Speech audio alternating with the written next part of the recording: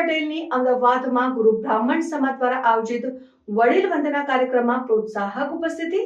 અમદાવાદમાં ગુરુ બ્રાહ્મણ સમાજ દ્વારા આયોજિત વડીલ વંદના કાર્યક્રમમાં મુખ્યમંત્રી ભૂપેન્દ્ર પટેલે જણાવ્યું કે ગુરુ બ્રહ્મ સમાજના આગેવાનો દ્વારા દરેક સમાજ માટે ઉદાહરણરૂપ બને એવા કાર્યક્રમનું આયોજન કરાયું છે.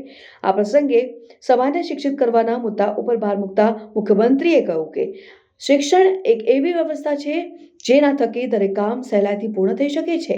આજે દરેક સમાજ શિક્ષણ થકી આગળ આવી રહ્યો છે. ગુરુ બ્રાહ્મણ સમાજ એ પણ શિક્ષણ માટે નવા આયોજનો કરવા જોઈએ અને આ આયોજનમાં સરકારની જે પણ મદદની જરૂર પડશે તે સરકાર પૂર્ણ કરશે એમ મુખ્યમંત્રીએ વધુમાં ઉમેર્યું હતું.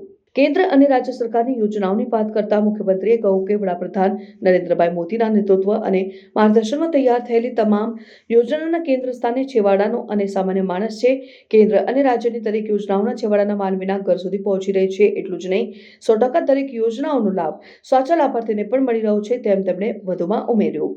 ગુરુ બ્રાહ્મણ સમાજ દ્વારા આયોજિત વડીલ વંદના કાર્યક્રમમાં અમદાવાદ પશ્ચિમના સાંસદ દિનેશભાઈ મકવાણા, ગુજરાત ભાજપના ઉપાધ્યક્ષ કોરધાનભાઈ ઝડફિયા, ગુરુ બ્રાહ્મણ સમાજ સંસ્થાના પ્રમુખ સંતો મહંતો અને સ્થાનિક આગેવાનો અને મોટી સંખ્યામાં ગુરુ બ્રાહ્મણ સમાજના લોકો ઉપસ્થિત રહ્યા હતા.